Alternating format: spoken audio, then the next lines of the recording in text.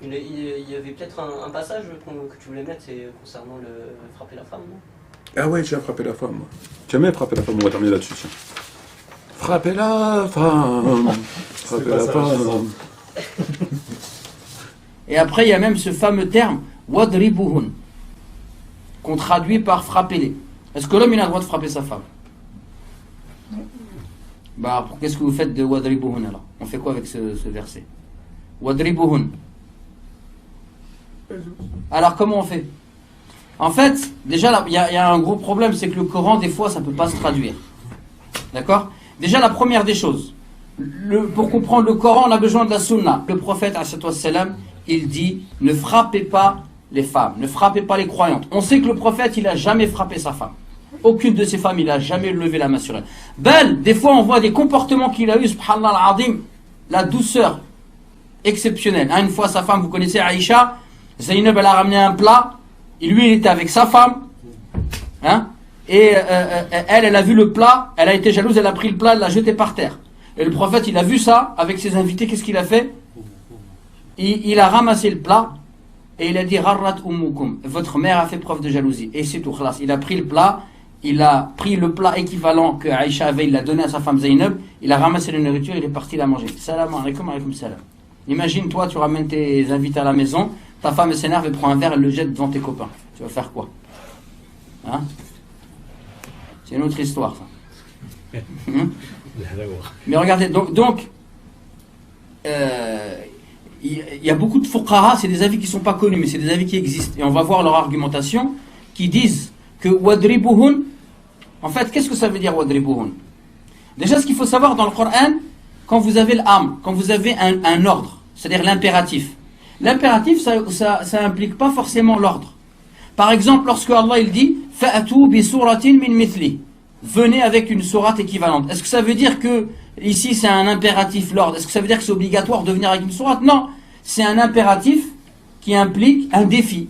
Donc les fuqaha, ahlul usul, ils ont répertorié plus de 16 définitions à l'impératif dans le Coran. Donc quand il y a un impératif dans le Coran, c'est pas forcément toujours obligatoire. Et ici, si vous allez lire Tafsir Tabari, l'imam Tabari, lahu tafsir le Coran, il nous explique que en fait, Saad ibn Abil Waqqas, il était marié avec une femme. Il s'est disputé avec elle, il lui a mis une gifle. La femme, elle est venue voir le prophète. Et elle s'est plaint à lui.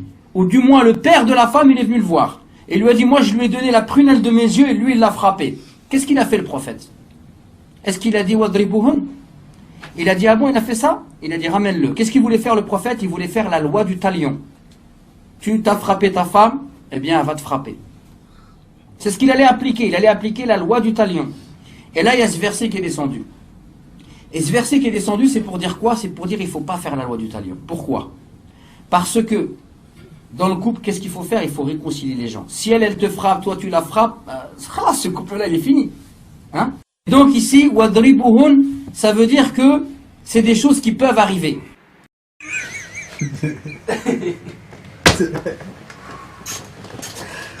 Elle a fini la vidéo. C'est fini.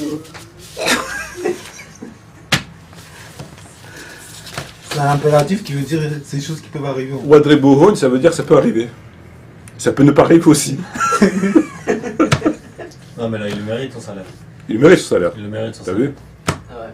Tu vois la différence avec Tariq Ramadan, c'est que l'autre il est quand même plus subtil. Tu vois? Là il parle à des bourrins, lui, tu vois? Tu vois? Ouais, franchement, il prend des risques quand même, tu vois? Bah, ouais, Là, il prend quand même des risques. Bon, c'est vrai que là, c'était l'époque bédouin, tu vois. Il est dans une espèce de Ouais, c'est vrai, c'était sac à poubelle avec une casserole sur la tête, etc. Là, maintenant, c'est plus pareil, c'est jean, tu vois. Il a beaucoup travaillé le look, tu vois. Ouais. Mais t'as vu, c'est pas quand même. Ouais, c'est... C'était, comme il disait, le côté islamiste hardcore. Voilà. En fait, regarde. Il te dit, voilà, Saad, il a frappé sa femme. Et donc, le père de la femme, il est parti voir le prophète. Il lui dit, voilà, moi je lui donne la prunelle de mes yeux, et lui, il lui met une gifle. Le prophète, il dit, amène-le. Il voulait appliquer la loi du talion. Gifle pour gifle. À ce moment-là, le Coran, il est descendu. Il a dit, non, on ne peut pas appliquer la loi du talion. Il a dit, wadribuhunna. Et qu'est-ce que ça veut dire? Ça veut dire que ça peut arriver. Donc en fait, le verset vient contredire le prophète, enfin s'opposer à la décision du prophète, ça veut dire non, il n'y a pas de talion. Il a le droit de la frapper. Donc en vérité, il vient dire au prophète, il n'y a pas de talion. C'est son mari, il peut la frapper. Alors lui, qu'est-ce qu'il a fait? Tu vois, il a raconté l'histoire grosso modo à peu près correctement. Et comme finalement l'histoire va dans le sens de l'autre côté, tu vois, elle a décidé que ça peut arriver en fait. Au final, tu peux la taper, quoi, ça peut arriver. Oui, ça peut arriver, mais ça ne doit pas arriver. Il n'a pas réussi à... Non, mais ça peut arriver, mais ça ne doit pas arriver. Il n'a pas réussi à faire Girotex. Hein. Non, mais c'est ça le pire. C'est Coran, c'est dur quand même. Non, mais c'est ça le pire, c'est que lui, son sketch, parce que c'est du sketch, c'est pas des khutbah ou des doros, c'est des sketchs. C'est que lui, en fait, quand il fait sa démonstration, il pense même pas à ce que la vérité va le contredire. C'est-à-dire que lui, en prenant l'histoire, il pensait que, grosso truc, ça allait passer, tu vois. Et il s'est rendu compte que, tiens, effectivement, le verset, il dit, tu peux frapper. Donc, qu'est-ce qu'on fait? Donc, il a coupé la parole en deux, tu vois. C'est que ça peut arriver, mais il faut pas frapper. Et c'est cet individu qui vient te dire dans ses vidéos qu'il te dit toujours quand il parle, il y a un savant qui l'a précédé. C'est-à-dire, il dit jamais une chose que lui, il est le premier à dire. Jamais.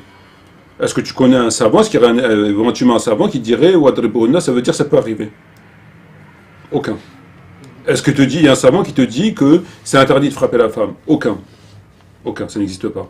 Est-ce qu'il y a un savant qui te dit que parce que le prophète n'a pas frappé sa femme, donc ça fait office de loi et ça branche le Coran? Aucun. Ça n'existe pas.